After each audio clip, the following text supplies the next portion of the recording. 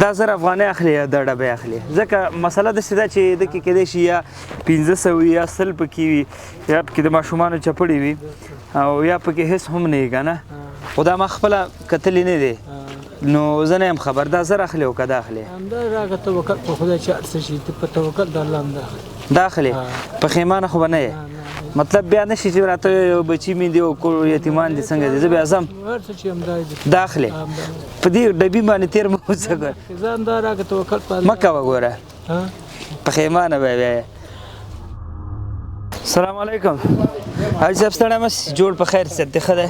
خیر و خیرت دی ښه ښایسته پاسته بستره خو دې ځان ته پیدا کړې ما سره به لږ په زورې خبرې کوې صحیح ده جوړ انشاءالله سات تېر دی بچي دې ښه دي ته خو د واره احساساتي شوې بابا موږ خو راوړي تاسو سره ګپ شپ ولګو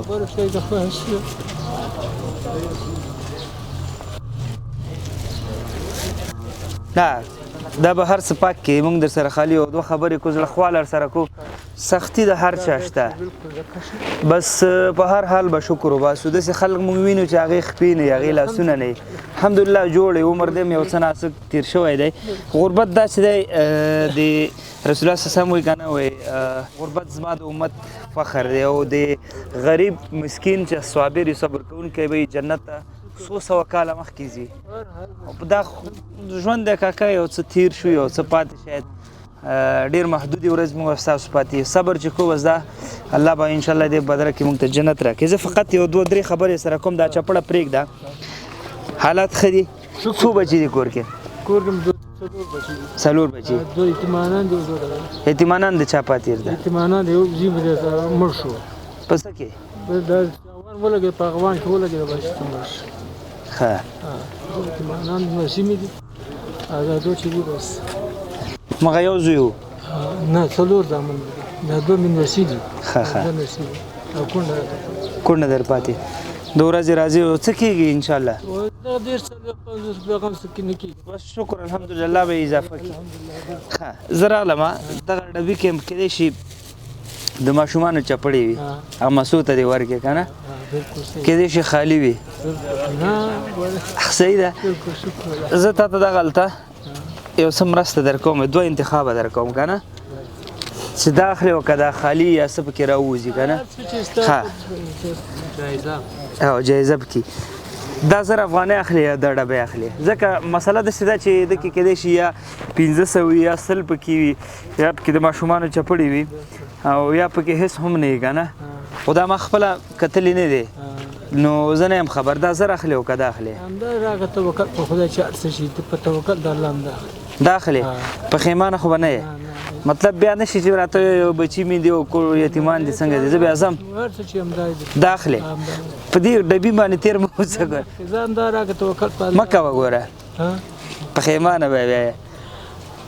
پښیمانه دغه راکړم ته به ستا زه به څه یم ښځه زه آخري ځل درته وایم زما زړه در باندې وخوږېده کم یې واخلې دا راکړه زه ته وخت خلاص مطلب بیا ما ته ونه وایه که نه اوس خلاص یې که خلاص یې که بیا هم ګوره کاکا درته وایم چې پښیمانه نه سې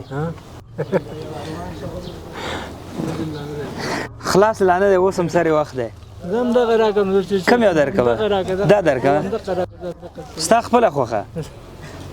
زه بس په دې کې کم یې اخلې هر یو چې ستاسو ته به هغه راکړم دا خو دواړه انتخاب ستا لاس کې دی که نه دا اخلي او که دا اخلي زه هم دا راکړه توکل په خدای کم یې دا خلاص که بس توکل په خدای زه خلاص زر خو دې وانغېستې ښه مقصد نه پوهېږم ښکلا وې که ښه خلاص در درې خلاص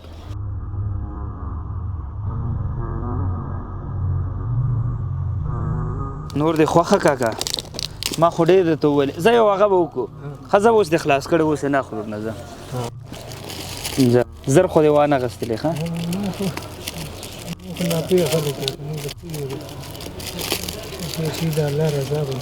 ښه دی پرستامول ګولۍ پکې راونهوځي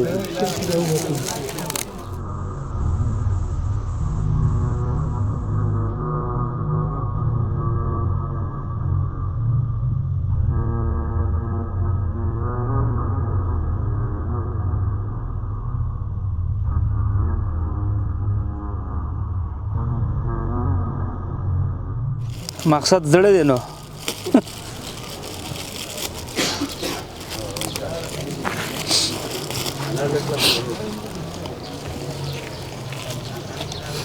څنګه شو و دې ګټه زر دی وانه غستلو موږ د تاواني کړو دا څو دی